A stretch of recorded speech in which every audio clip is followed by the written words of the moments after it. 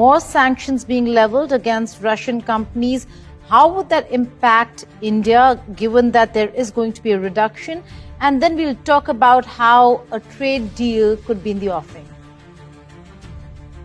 Geeta, let's first understand that these both companies, which are two big oil majors, not just of Russia, but actually when it comes to exports to the world, Rosneft and Lukoil, they supply export about close to 3.1 million barrel per day to the whole world. And let alone if we talk about India, it's about 60% of our imports are from these two companies. And knowing the fact that our oil export intake is about close to, say, Russia gives us about 1.7 million barrel per day, this is going to have a major impact on us. While India's oil ministry has not yet officially commented on this, Reliance and Nayara Energy are two major Indian companies which are highly dependent on these imports, with especially Rosneft. And Reliance also, in fact, has a long-term deal with Rosneft of about close to 500,000 barrels per day, which they've been dealing with a long time. And it's evident that the recalibration will have to be done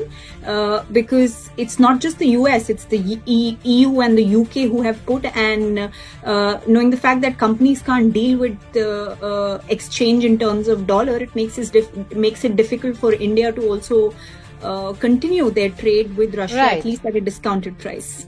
Right, but also recalibration.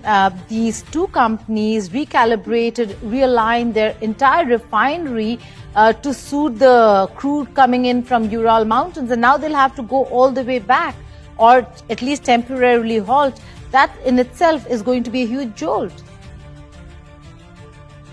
It will be, Geeta, but I think this is such a versatile and a vulnerable situation of how things have been panning out. We'll have to watch out that what will be India's fate in this, because let's not forget that we've been buying discounted crude from Russia, and in case we have to cut down, which is likely we may have to cut down, though we may not have to go until zero, because we do have time until November 21st, and until then, if the banks allow, we'll continue to buy and store as much as we can, and that is what at least a lot of oil analysts have been sharing with me today. But still, that makes it difficult, and it could make will add our import crude bill to about, say, 2 to 3% if we have to divert our imports.